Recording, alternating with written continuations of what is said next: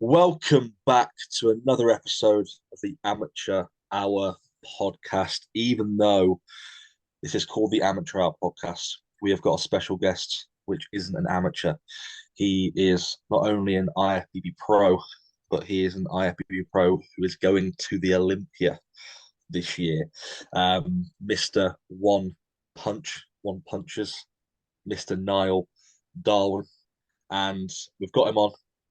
We wanted to bring him on because of obviously how much he's progressed since the last time we saw him on stage. We were both there when we saw him on stage in 2022 at the Arnold's, where he did come last, didn't he? Or he come, Pretty sure it was last or yeah. second to last, something like I that. think he came. Well, let's be honest, mate. He's gone from literally the bottom half to winning a pro show. His next show, Winning a big pro show. yeah, a big pro show as well. Not just one of these shows that will just no one turns up. A big Yeah. pro show, which is really good. Obviously, we wanted to go through. We got a few questions from you guys as well. We wanted Yep. to go through what's changed over these last 2 years. Obviously, still coached by Callum Raystrick. So, what approach he took into this off season that he may have done differently, what he had to bring up, how he approached this prep, his expectations into this prep. Because I feel like his expectation when we first saw him go into prep, it wasn't like, oh yeah, he's going to reach the O, but closer and closer and closer. I think it was around sort of 3 weeks out. We were looking at his shape coming through, the condition he was bringing.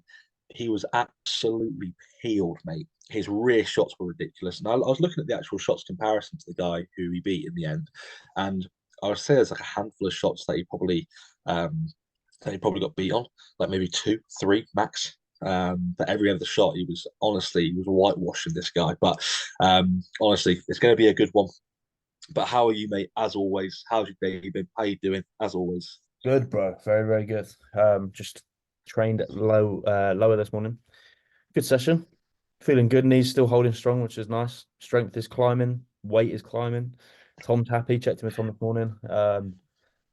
Yeah, I can't complain, man. I can't complain. Everything's sort of moving how it should be at the moment, and it's exciting. I'm basically a year out, sort of, because if the amateur Olympia, if that is ending up, if that ends up being the show that I do, that happened what 2 weeks ago, Yeah, man. You're literally 50 weeks out. and they're normally around the same time, so roughly about Mm-hmm. 50 weeks away. So it's pretty fucking. That's mad when you think of it like that, isn't I it? broke it down in the gym this morning. I was like, 50 weeks. That's mental. It Like, is, bro. And it will come round so quick as yeah, well. because realistically, I think my prep's only going to have to be about 15, 14 weeks. Mm-hmm. Well, then we did 16 last time, and I got ready pretty quickly. Um, so probably about a 14, 15 week prep, depending on the start point. So we got some good time to push, but like that will go quickly. So every session really fucking matters at the moment. Love Which is that. good. And it's nice when everything goes as expected and how it should do as well. Yeah. Nothing's wrong. You're enjoying your new train. Scale weight's going up. Visually, you're looking good, mate. No Um, surprise at all. and the Euros is starting, so you Mate, can't the complain. Euros is starting. Can't First game, complain. Germany, Scotland. You've got the usual delusional Scotland fans who think they're going to whitewash Germany. I've Yeah, heard say 4-0 to Scotland. Mate, yeah. if they do win, which to be fair wouldn't surprise me, maybe like a 1-0. That's about it. But Yeah, who yeah. you actually got for the Euros, mate? Who's your favourites to win? Who's your dark horse? Who's also your top goal scorer? And who's your biggest flop? Jesus. Right. I think it will most likely be France to win it.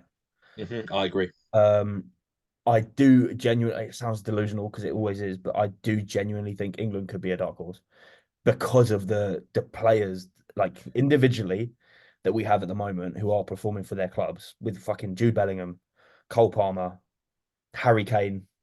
Yeah, sometimes. Like we have the players to do it. It's just if they want to mesh together as a team, which we don't That's normally. the thing, though, mate. I think we're going to be the biggest flops. You think we're gonna be the biggest Honestly, flop? people think, oh yeah, we're gonna run through the group stage. We're against Slovenia, Denmark, and Serbia, right? All teams we are historically doing bad against, mate. Yeah. These Nordic teams, bro, we've just lost against Iceland. That wasn't a good start. Mate, I'm telling you now, mate. People are saying, "Oh yeah, we'll whitewash the group stage." It's going to be a struggle. I'm telling you. On paper, we should go through. I hope so. I But when really, you, really hope so. bro, look, I'm gonna sound super like, what's the word? Like superstitious here, right? last tournament we competed in, we lost in the final. No, it wasn't. Sorry, was it? No. When did we lose in the final to Italy? That was the last Euros, right? Yeah, yeah. Yeah. So in between that, the World Cup, we got to what, quarterfinals or I semi-finals or think it something? was the quarters. Yeah, Yeah, so we got to quarters. We've been in the semis. We're getting close, bro. We are. We're genuinely getting closer. I could see it potentially happening, but we would have to have a lot of luck in our favor. Um, but who knows, bro? Who fucking we'll knows? see. We'll see. I think top goal scorer is going to be one of the youngsters. I think it's either going to be obviously Mbappe has to be up in the running for it. Jude Bellingham could potentially, but I think probably more the assist way. Jamal Musiala for Germany, great player. Mate, he's so sick, bro. Yeah, He's great so player. sick. I want Ronaldo to get top. If I want to, Yeah, I want Ronaldo to be top goal scorer, and I want Portugal to do well. I want Portugal to do well, mate. let him go out on a high. Let him If go out. Ronaldo can, because I've always said I mean, it's such a conversation, the usual conversation that you have with the barber. Yeah, With like UFC, you have like the greatest of all time, and then you have like pound for pound best, right? I think Messi is the best football player ever, yep, but pound for pound, Ronaldo is the best football player ever. yeah. Do you see what I mean? Like pound for Would pound in agree. terms of like what he can do, weak foot, strong foot, in terms of heading the free kicks, penalties. Then you got Messi, who's just like a different level. But all round, like pound for pound, I would go Ronaldo. So I think people, and he always gets shat on, mate, always. Yeah, And I think to level it out, if he can get another Euros under his belt, finish it off strong, I'd yeah. absolutely love that. It But then would be. again, mate, obviously I want England to win, Of obviously. course, of course. Um, What are we but if counting? England don't win, I would love Portugal to win and Ronaldo to do well. Yeah. Quickly, obviously, with it being close to Niall getting on, should we pull up his Instagram and have a look at kind of that stuff before obviously he gets on? Yeah, We can kind of because just he is actually waiting, mate. is he So in the waiting room? Cool. So we'll just he's in have the a quick waiting look. room. So for the people who don't know who Niall is a actually I don't know where he's from originally. That's something we can ask him. Mhm. But he's representing the UK, going to the Toronto Pro, coming out on top at the in the Classic division, taking it by storm, surprising a lot. Not even surprising a lot of people, but surprising people from his last outing to this outing, and showing up nails and just fucking Mhm. dominating. Second ever pro show, and qualifying for the fucking Olympia. And as Uh, well, his first pro show was a few weeks after he won his actual pro card, wasn't yeah, it? It wasn't yeah, like and he didn't have. I don't know what Yeah. happened, but something went wrong. Whereas, Mm. like you can see here, that was him at the Arnold's. He just didn't peak, like just didn't work for him. But waist got smaller, body got bigger, got It's leaner. just his overall top line lats. Wait, honestly, mate, it's ridiculous. His posing as well has got so much better. I feel like Yeah, he's actually posing to his strengths. very much. Um, But but no, you can tell, mate, it's he's always very been good, there. Yeah, very good. So One Punch Naz is his Instagram. So obviously go check that out if you're not already. But yeah, I'm more than happy to get him in if you're ready, here we bro. go.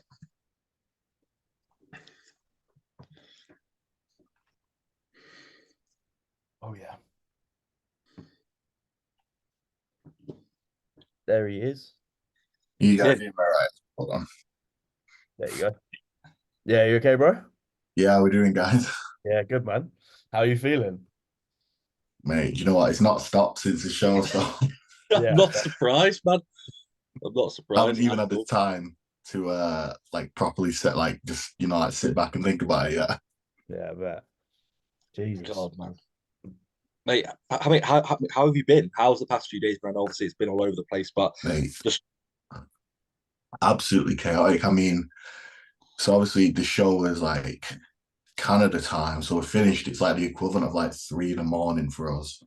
Mm. So got up the next day, checked out the Airbnb, went to go see my mates and my sponsor for a few hours, and then we're flying back. Landed at like 5 in the morning in Dublin, got back here at 8, slept for a little bit, and then it was just like back to work. I've already done another podcast yesterday, had a call with Cal, and then we're just like we're back to it already. And then lovely stuff, mate. catching up with all my coaching clients as well. So it's just like this is the first normal day, but obviously it hasn't really set in, which to be honest, I think is kind of a good thing because it's like, I'm back to training, like back Yeah, on the diet and everything. It's not like, I mean, I'm not the kind of person that would let it go to my head anyway, but like, you know, I haven't even had the time for that to happen either.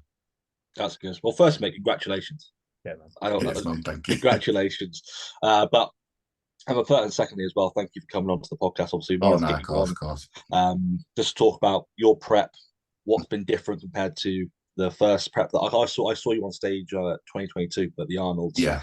Obviously, seeing you there compared to obviously what we've seen last weekend was just obviously exponential difference, mate. As you know, literally, I think. Don't correct me if I'm wrong. Did you come like second to last or last in the Arnold? I was actually last at the Arnold, yeah. And then Like you've just straight last won place. in your second pro show. You've just won the Toronto Pro Show, heading to the Olympia. So, mate, give us obviously you had like a 18 months. Was it 18 months? Or 20 Yeah. months season. So, tell us all about September. it. Yeah, September till obviously we started prepping like February. But yeah, I mean after the Arnold, you know, I was at first, you know, it's the Arnold, like it's an amazing experience. You know, you've got, I mean, backstage was insane because, you know, you had like Andrew Jacks there, you had obviously James there, you had all these amazing bodybuilders, and then you had like, I think Branch Warren was backstage, Jay Cutler, you know, Flex Wheeler was there.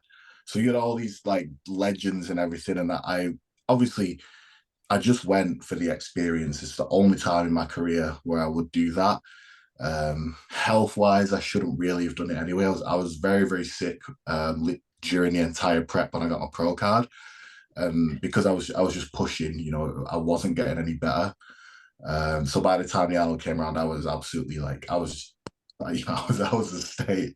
But then, you know, obviously, like the momentum dies down and the hype dies down. You kind of realize like I haven't fucking beaten a single person in a pro league, you know. So then it was just reaching out to Carl, you know, putting a game plan together, and then just like getting to work from then till now, till last week, basically. That's class, mate. So, obviously, what did you put? Obviously, you had to improve everywhere. But how did you manage that off season differently to others in terms of was it your own expectations like an athlete, like you didn't want to come last again, or was it just doing the same things, just having a better plan that was tailored to you? What did you do over that duration of time that was probably different to other times? So I mean, probably two of the main things. You know, after the Arnold, I just went basically became a full-time bodybuilder. You know, I was just online coaching and just living a bodybuilding lifestyle. Whereas before, you know, I was personal training and all the other years where I was competing as well, you know, I had other like full-time jobs just like a normal person. And then, you know, it was like here, as I got further and further into my pro career, I kind of just made it like all I was doing was bodybuilding. You know, I wasn't working a job that will take away from it. Mm-hmm. I literally, you know, I think I had my first holiday of my life for like 5 days. And then that was like the only break in the entire like 18, 17 months.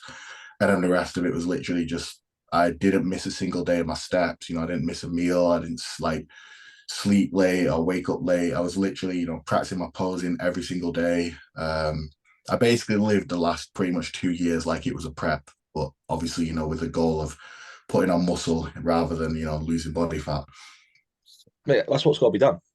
That's what's got to be done. People sort of slack off in the off season, but literally, mate, you are a testament to showing like how much you can improve. When obviously people can't just quit their job and go to being a full time bodybuilder. Exactly, yeah. When you I do did have the full, that blessing. when you do have the basics of like little things like nailing your steps, people can nail their posing. People can make sure they don't miss meals. They can have a bedtime routine. All these different things that people might go. You have a bedtime routine, like it just goes to show how much progress you can make. And like you've seen, mate, like just to reiterate to people, he came last in his first pro show. Yeah. And he's just won a pro show. It's like it's not in between where people just go, oh yeah, I came seventh, then I came fifth, and then I came second. Like you've just come from like last place to winning like one of the biggest shows that there is, the Toronto Pro. Well, yeah, that was the thing as well. You know, it's not like a little show with like 4 or 5 people in it. There was multiple Olympians in it, you know, so it's not, and obviously as well, I managed to come away with a perfect score. So it's not like it was a fluke win or a win where there wasn't, you know, maybe everyone's a new pro. It's their first, you know, everyone was seasoned pretty much. And like I say, you know, top pros, and I'm managing to come away with a perfect score. So it's a significant, you know, like fully significant difference from again, like you said, last place. Not even the judges, didn't even bother to really look at me because of just the flaws in my physique, and the look wasn't that great. Versus the judges, I mean, they told me for this show that if I can replicate the same look, it's a top Olympia place in basically. That's exciting though. Yeah, That's exciting. Really, really good. Like, we've got a few questions that we'll go through in a second, but mate, me yeah, and Connor were actually messaging each other about when we saw your shots come out, yeah, and I was thinking, like, I can't see any shot. There was a few where I'm thinking the other guy might edge him, but then you yeah, just turn to the rear shots. I'm thinking, mate, every yeah, single rear shot was done. Front lap was a few of the side shots. I was thinking maybe, but I was thinking I'm still edging it to Niall. So it yeah, was like every single shot. I'm thinking it's either definitely Niall or like let's yeah. edge in towards him, which is good. Which is a good feeling, mate. For you, you can look Mhm. back and reflect on that and be like, there wasn't really any sort of like flaws. But how did Cal PQ in terms of, obviously, I know it's the first prep that you've done with him. So did you diet with him previously? Did you gather that data, or what did you do over that period of time to bring the sort of best version of yourself? So obviously, because like I said, with the off season, I was so precise with it. I was actually in pretty good shape at the end of my off season. I mean, it was about 255, 253 pounds, and I had like glute lines, I had like Yeah. quad lines, my abs are there. Like it was a pretty good physique for guest posings and stuff. I had people asking me when I was guest posing last year if I was like 6 weeks out or something, because of the condition. But basically I was kind of close to ready like 4 or 5 weeks out, which for most bodybuilders isn't the case. Like we were going to jump into the Germany show at one point. That was on the plans, but we just ended up sticking with Toronto because that was always the goal from the start. And it was just like, if I was ready early. So what we ended up doing instead was just practicing a mock peak. I think we did it twice. That's great. So we knew where my fullness would reach before it started to sort of spill over. And obviously, we could just keep getting sharper and refining the look, as opposed to like, you're 3 weeks out and you still have body fat to lose. I was at a point where I was 3 weeks out and I was pulling out cardio, I was reducing my steps, I was actually starting to pull inflammation out of my body because I was already there. So for the peak, I mean, I talked about it on the last podcast as well with Cal, but there really wasn't a peak. Like, it was just what we've been doing. The So standard, the there was standard, no mate. kind of Yeah, crazy night before. There was no diuretics. There was no drugs, anything like that. It was literally, we made weight on a Friday and the show was on a Sunday. So it's really rare for classic physique. We had a full day of carving up before the show. Typically you're weighing the night before and then and then you go on the next day. Yeah, compete the next day. So we weighed in at 5 p.m. I was about 6 or 7 pounds under the cap as well. So I've got that room to grow.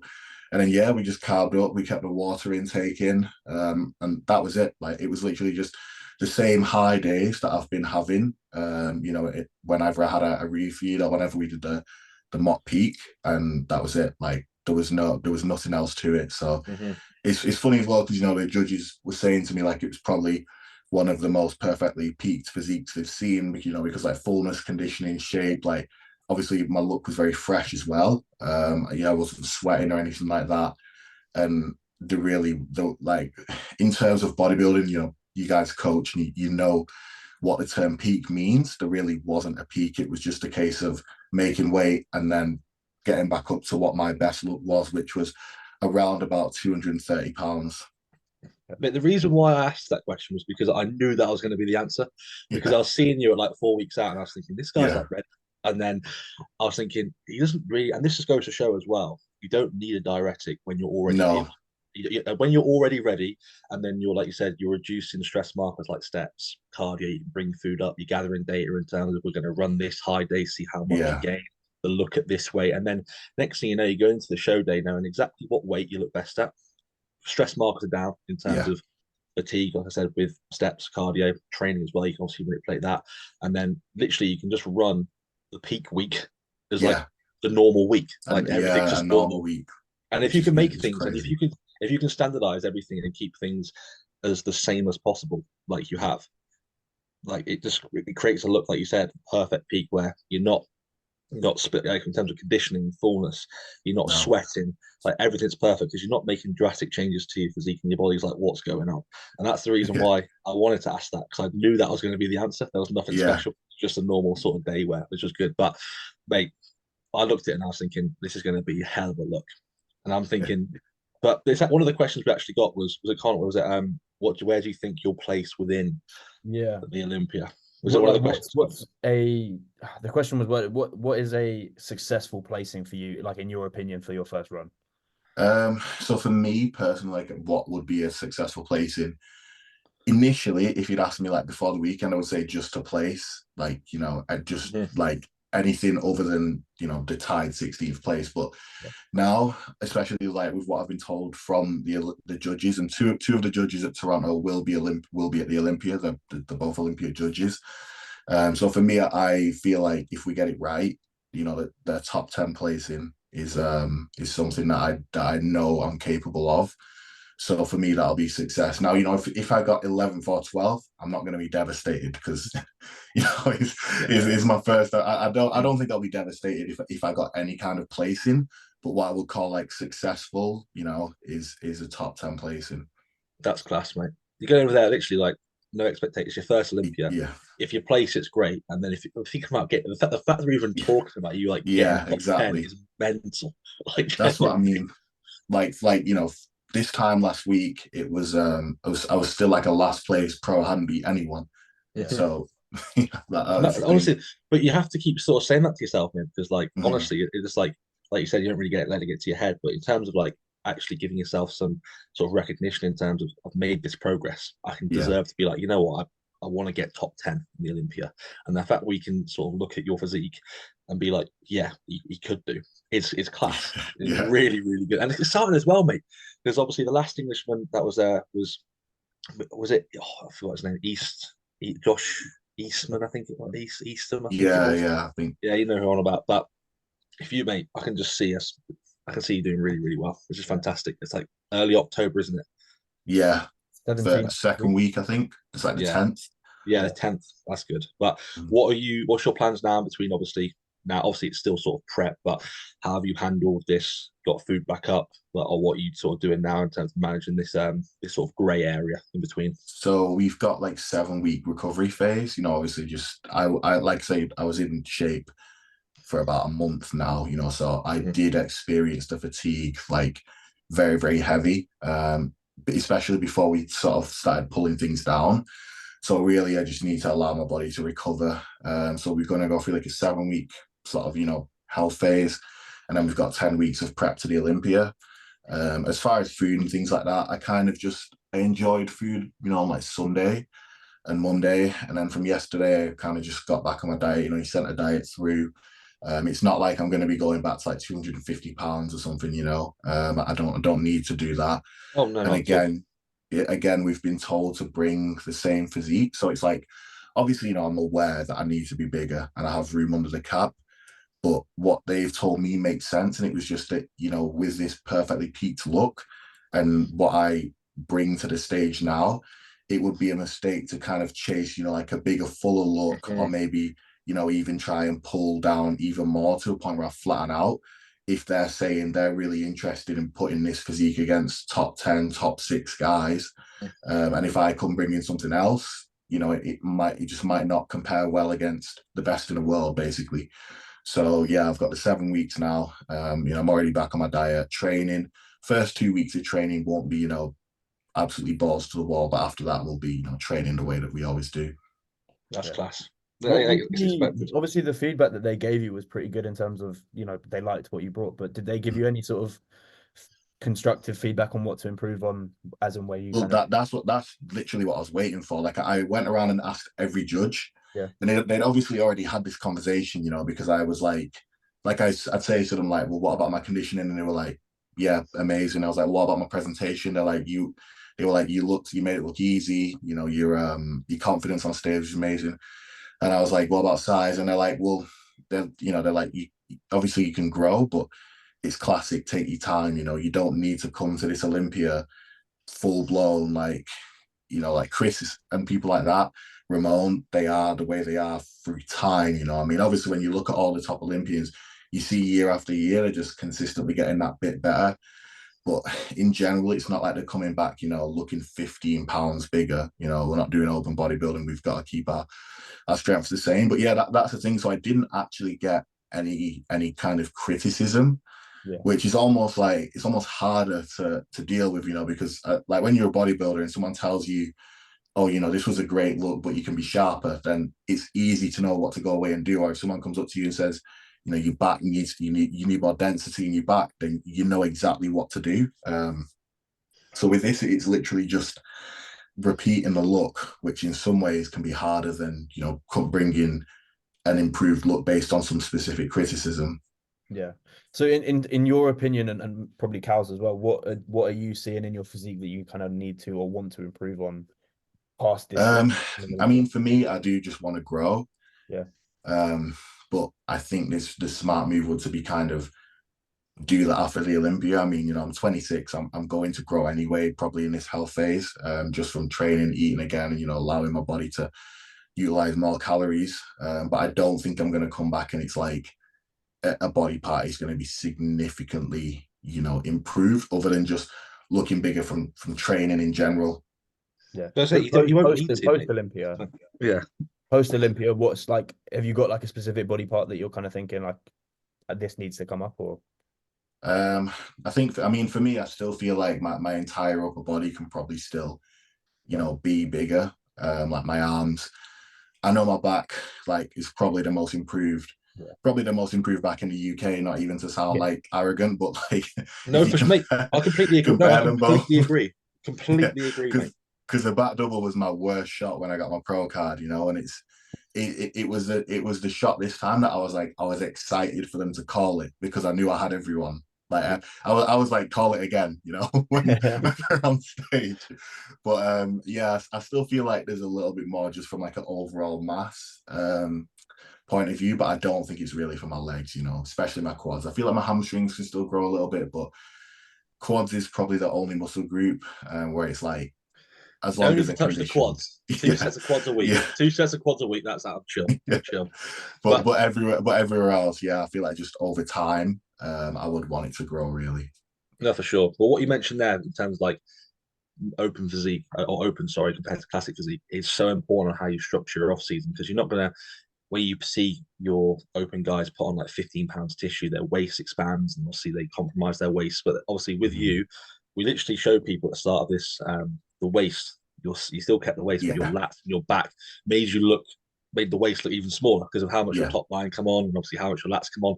So in terms of making sure like how you structure your off season, whether you're classic or open, is completely different. And Niall is literally a testament to that, because you don't want to be blowing up. He still kept tight in the off season, 250 with glute lines. People are asking whether he's 6 weeks out in his off season. Yeah. So well, that's the thing, you know. I'm getting comments now. I mean, there's pages that have just gone, you know, absolutely fucking nuts, and they're putting stage shots of me next to Urs, next to Wesley, next to Chris. I think there's a page that I actually asked him to chill out because he's posted me next to Chris 4 times in the past like 3 weeks. And I said to him, I'm going to be the most hated guy going into the Olympia if you don't chill out. But obviously, when people see those and they don't know me, they're saying, oh, yeah, he needs a bit more size. And it's like, I don't let that bother me, because I've just put on all that tissue, you know, from the last. So it's not like I haven't been doing that, you know. It's just that it's not at a level yet where they're satisfied with me from a size point of view in comparison to like the other top guys. yeah, for sure. But mate, you've got literally the perfect feedback. And I know it's pretty hard when they go, what about conditioning? No. Size? No. Presentation? Yeah. No. Don't need to get any bigger? No. Because obviously if you get any bigger and you try and push yourself, Yeah. you're obviously going to detriment the look that they want to see in 17 weeks. So in terms of like from a mindset perspective, have you found that pretty hard in terms of you don't need to change anything for the next 17 weeks? Have you found it pretty hard, or is it like, you know what, I'm pretty happy? I think I would, but I have like such trust in Carl, you know, and I'll just do whatever he says. And I mean, like, he did say to me when we first called, he was like, you know, if you basically, you know, if you get this right and you do everything to the best of your ability, you'll be going to the Olympia like the next time you do a show. And he was right, you know. And obviously, in terms of any like issues that I had, whether it was like, you know, a health issue or a digestive issue or even like a mental issue, because I always had a small following until like the last 6 or 7 months, really, where it has grown, a lot. So I did kind of have to really, really work on like ignoring the pressure, because you getting like crazy comments, a lot of fan pages and bodybuilding media pages like putting expectations on you. And it's like, for me, I was just like, damn, like all I want to do is just not be last place. And then I had people, talking about me like smoking the show before we even, 2 weeks out and things like that. So it was kind of like I obviously he did help me a lot with that. We talked about it and just how obviously at the end of the day, bodybuilding, it is just a personal journey. Like I can't control what happens with the other guys or how well they progress or anything like that. So all I can do is really focus on myself. But yeah, to answer your question, like I would have had that stress, but I think the way that Cal has managed me as an athlete, just it's all gone basically at this point. Yeah, and that's so important, man. That's so good. And to have that trust and relationship with your coach as well, like being open, like communicating, being transparent in terms of how you're feeling, it only makes you better. Like as you've Yeah, seen, it's only made you better over this period of time. But mate, I can't wait to see it. 17 weeks. Like I said, if you bring the exact same package to what you brought at Toronto, it's going to be good. And we know we're going to bring, you're going to bring that as well, mate, because you've yeah, got the data there. So if it's only going to be what you brought to the Toronto, or even better. So like yeah, I said, you can't really get much better, which yeah. which makes it even more exciting. But Colin, do you want to whack through some questions, Yeah, mate? yeah, And yeah. I will do. we'll go through them. Few of them we've kind of gone over without doing it, but was there a mindset change from now since you were on the Arnold stage? So we basically have sort of run over it, but was there anything like in particular that you kind of did in that off season mentally to adjust it? Yeah, there was a lot. Like I talked about this as well on a YouTube video. I think probably the biggest change was to just like be present in like just the whole bodybuilding journey, because then I feel like you get the most out of it.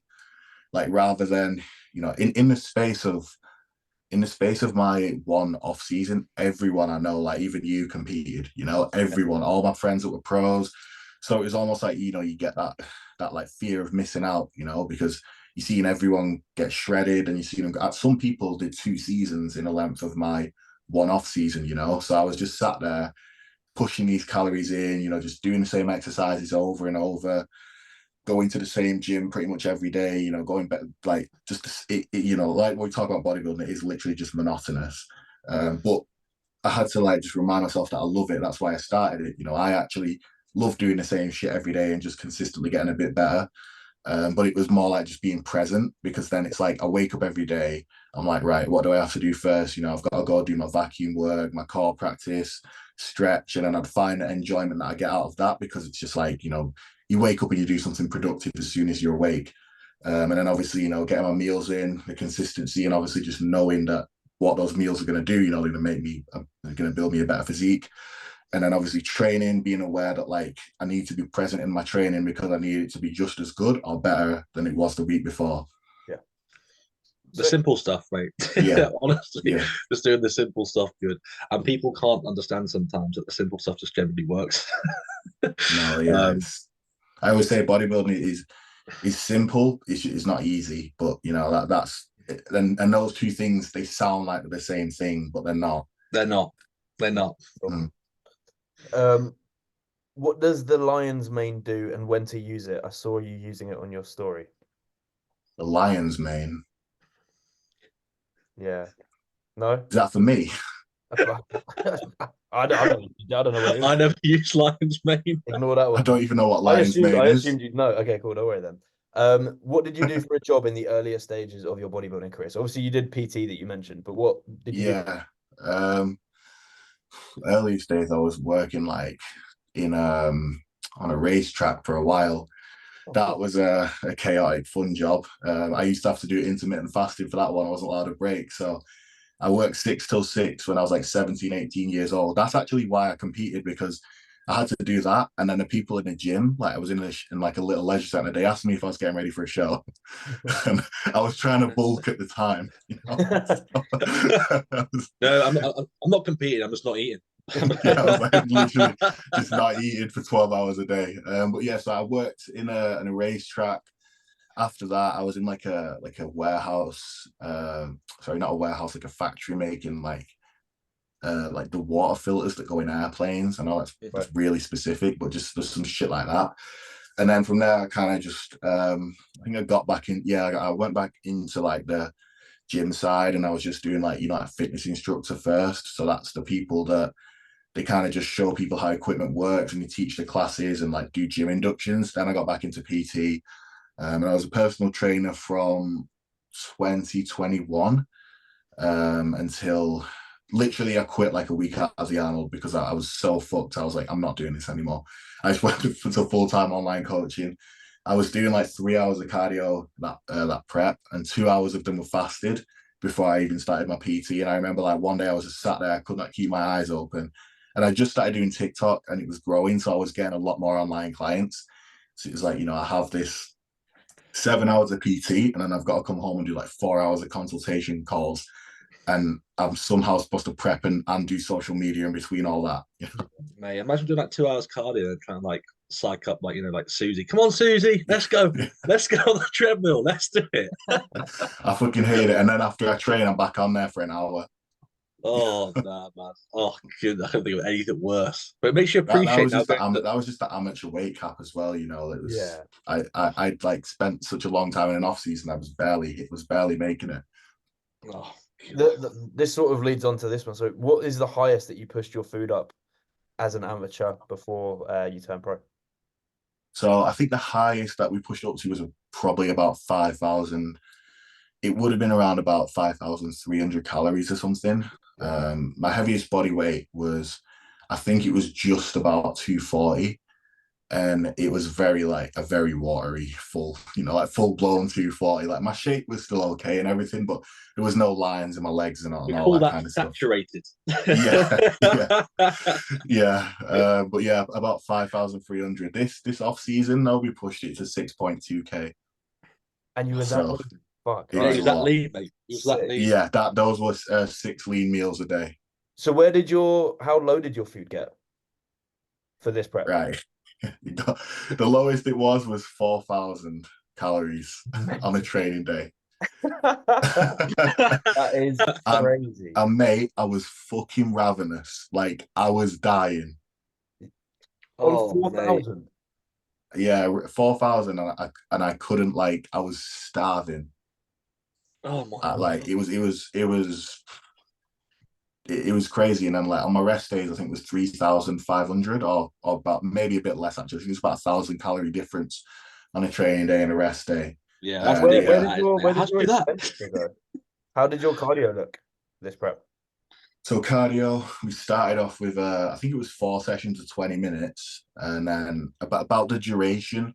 Sorry, about the majority of the prep was 5 sessions of 30 minutes at max, and we pulled that out we pulled that out 2 or 3 weeks out.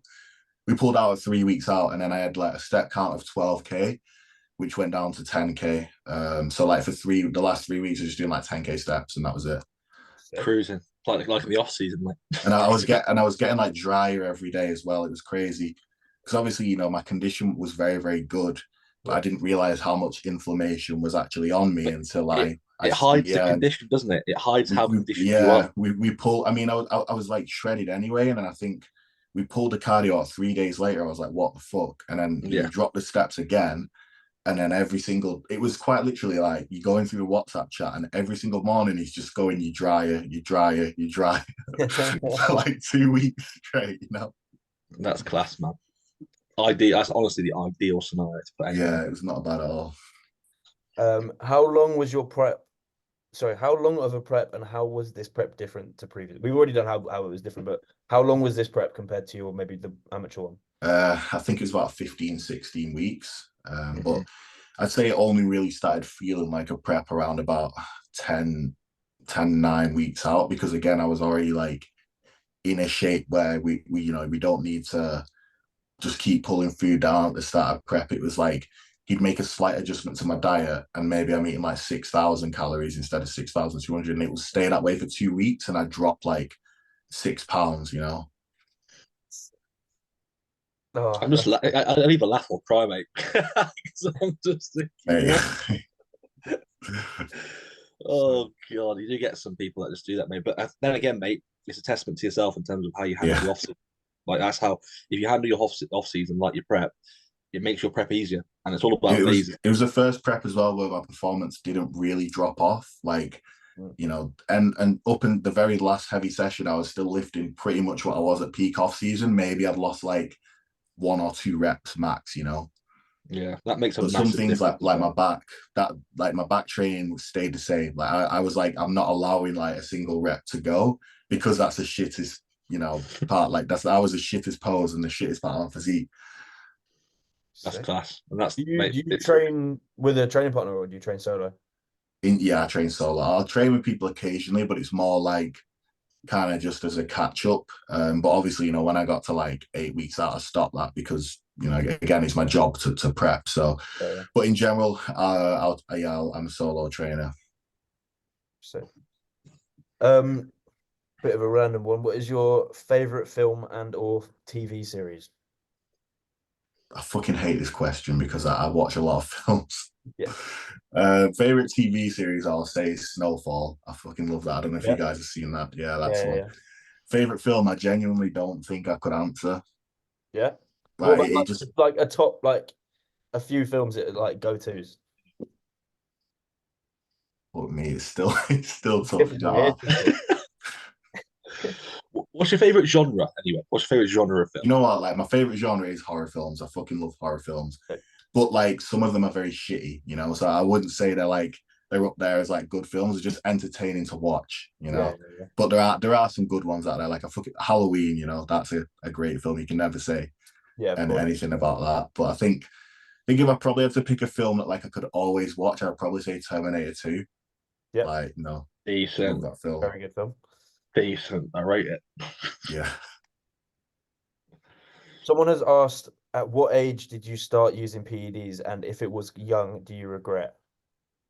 I started using PEDs at 23. I'm 26 Oh, now, okay. so no, I don't regret it. I was actually gonna start at 21, so I did my first NPC show. It was like one of the Two Bro shows at 21 naturally, and I won the overall there in classic physique.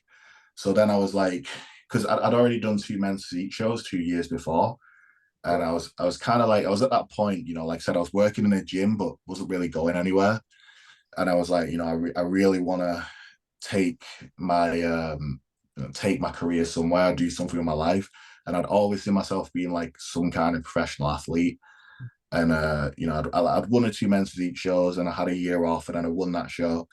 And I was like, right, I think I'm ready to do this now. And then COVID happened, so it was like I wasn't really any chance for me to do it again. And then I was 20. I just turned 23, so yeah, and I've just turned 26 now, so I've been enhanced for about 3 years.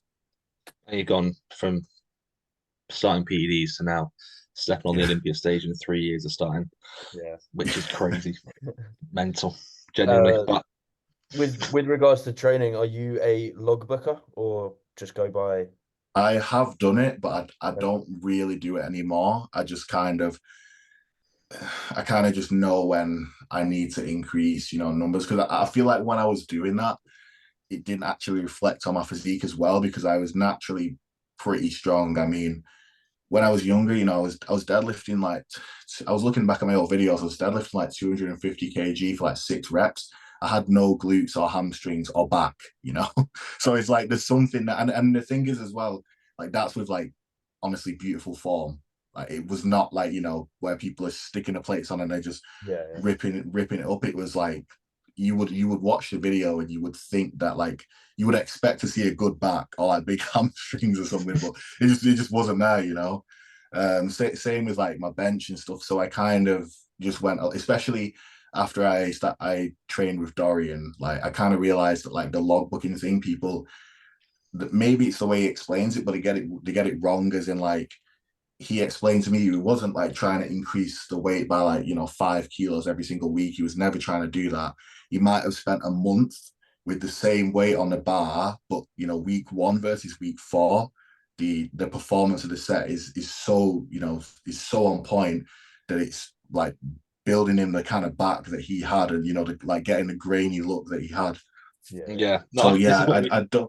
I don't logbook, but I will kind of, I'll make sure that I'm not just for weeks and weeks. I mean, if you, for people that are going to listen to podcasts, like if you look at my stories, you'll kind of see me progressing, because I always post the same shit on my stories anyway, training wise, and you'll see me just progressing every like 2 to 3 weeks on like certain exercises and stuff. But you'll also see the execution, and obviously you can't see the contraction get better, but that's kind of what I'm aiming for with that heavier load.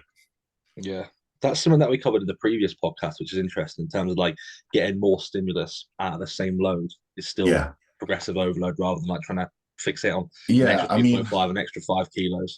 the way I explain it is like, when you're in a growth phase, the first time you hit a body weight, that's not your max potential at that body weight. Like, if I was to just go to 280 now and I'm fucking watery as fuck and carrying a shit ton of body fat, that doesn't mean that later down the line that couldn't be an improved composition. It's the same with a weight. Like the first time you touch a weight, that's not going to be the best set you ever do with that weight. So why would you, perform that weight? Perform a set with that weight that's subpar, and then the next week, because you hit your rep range, you're going up again when the last week's was shit. Yeah.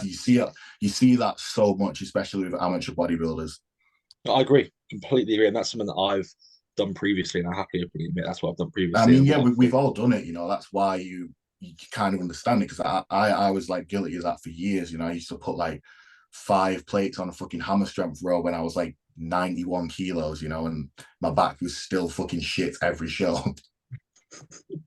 That, mate, it's true. It's true. But you got any more, Con? Yeah, I got a couple more. How have you dealt with post-show in previous seasons compared to this season, now that you're going into the Olympia? I've always dealt with it pretty well.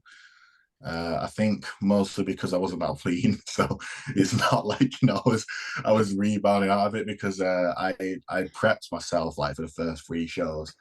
The NPC one, a classic one, like I said, it was COVID, so I kind of just, you remember we thought we were going to be in lockdown for 2 weeks, so I was like, oh, 2 weeks, I'll just chill, and then it turned into however long. 2 years, yeah. Nearly. What it felt like anyway. And then the 2022 season, when that finished, I was, as I said at the start of the podcast, like I was already really ill, so it just hit me like a fucking brick wall, and I was out for a month. I actually in December, so I started with Callum in November, and December I was bedbound for the entire month. I left the house once. I couldn't walk downstairs without my head spinning. I couldn't eat. I was eating once a day. So I think when I started with Callum, I was like I think it was 225, and like January I was 228, but it was like it's 228 because I've basically had no expenditure, and all I've been eating was like shit food when I could actually stomach it. But in general, like with this with this post-show phase, I'm not the kind of person that really gets cravings and stuff, so I kind of just enjoyed food for a couple of days, and like now it's like back at that kind of period where I have like one off plan a week, so I'm fine with that. I know a lot of people struggle with it more mentally. I don't know how you guys are with it post show, but for me, just the way my mindset is I look at every single different part of bodybuilding as like just all of them as important as each other, because they're all to get towards one ultimate goal. So it's like, if I'm starving during a prep, I'm still fine with it. If I'm force feeding in an off season, I'm still fine with it, and I'll be able to overcome the mental challenge of it, because I understand that it serves a bigger purpose in the long term. But I wouldn't expect everyone to kind of have that mindset, because not everyone is like wants to go to the Olympia. Some people like to compete just for fun. Some people want to do it for a challenge to get in shape, and obviously some people just, they might already have that bad relationship with food. So yeah, no, it's true. I just see it as a challenge. Each and everything, I'm like, if I get hungry, I just see it as a challenge. If I need to force feed food, I just like, it's a challenge of each phase. Like exactly. it's like, and I'm more I don't know. When I see myself as a challenge, I can't be a bitch about it. That's it. So then I'm not gonna ruin it. And then that's the sort of like relationship that I was like, nah, I can't let that. I'm just hungry. I'm just gonna deal with it. Force feed, just gonna deal with it. But no, I think a lot of people will resonate with that. a lot of people will I just take mean, it basic. it's a lifestyle, like you can't just, because the competition's over, you don't just throw the entire lifestyle out of the window and just start eating like pure shit for weeks and weeks, like, otherwise, were you ever really a bodybuilder if you just, Yeah. you stop doing what is meant to be part of your daily routine anyway? Exactly. I completely agree. Each phase builds up to the main goal at the end of the day, and you got to take each phase as 100% as another one. Yeah. People just go, oh yeah, we'll take an off season 75%. They're on it for the prep. Next thing you know, they get off the ball post show, and the next thing you know, your improvement phase and off season's ruined. You've got to diet back down again, and then next thing you know, so I mean, that's what happens to so many people. So many people, mate. See it all the time. Literally all the time. Yeah, that's pretty much all the good questions I got. That's all I wanted to cover, mate. To be honest, I know you've got a head off, mate, but I think we've spoke about everything in terms of your prep. Obviously, what you've done previously in terms of other preps, mindset going into the next prep, expectations, what you need to improve on, which is nothing as well, which is nothing, literally nothing. But now that we appreciate you taking your time out of your day to come on. I know you're obviously busy in terms of getting back into your routine, which is something that you thrive off. But honestly, mate, it's greatly appreciated. Do you want to tell the people? Obviously, they know probably who you are and where to find you, but just in case anybody doesn't know, where do you you got a YouTube? Have you got anything else that you want to say? And then Yeah. So both my Instagram and TikTok, they're both just one punch as. My YouTube is just my name, Niall Darwin, and I am actually finally starting to put a bit more videos out there, because this was the first prep I think I did no videos in the entire prep. I filmed one like 1.5 weeks out, and I don't know about you guys, but like filming a video 1.5 weeks out is like, I was just sat there trying not to roid rage, at the whole the whole thing. But I'm gonna put more videos out now. I feel like it's an Olympia prep. You have to document it at least, to some extent. Yeah, oh no, for sure, mate. I got to 8 weeks out, and I'm not doing it anymore. I'm not doing it anymore. I was like, yeah. My videographer was like, "You're gonna book in," and I was like, "Nah, mate, I can't deal with it. I can't deal with it." I think it's worse as well, because you film all those videos and then your cameraman's not even allowed to film you at the fucking show anyway. Oh, mate, you know what I mean? Don't even, mate. You know, have to come backstage, or they have to try and like sneak their camera in the audience, like behind someone, That's try the and get. thing. Like, you guys aren't going to see this on the YouTube channel anyway. Yeah, mate, it's true. It's true. And that, like, honestly, I was there like, I'm giving Connor my camera, because I literally did one video in prep. It's like, I think it was like 11 weeks out. I'm like, I'm not doing it. I absolutely hate doing this. So I get you, mate. But thank you for coming on, mate. Obviously, people know, course, guys, where to find you. And thank you for tuning in to the Amateur Hour, episode 33. Like, subscribe, all that good stuff. Give us some 5-star ratings on Spotify, and we'll see you in the next one.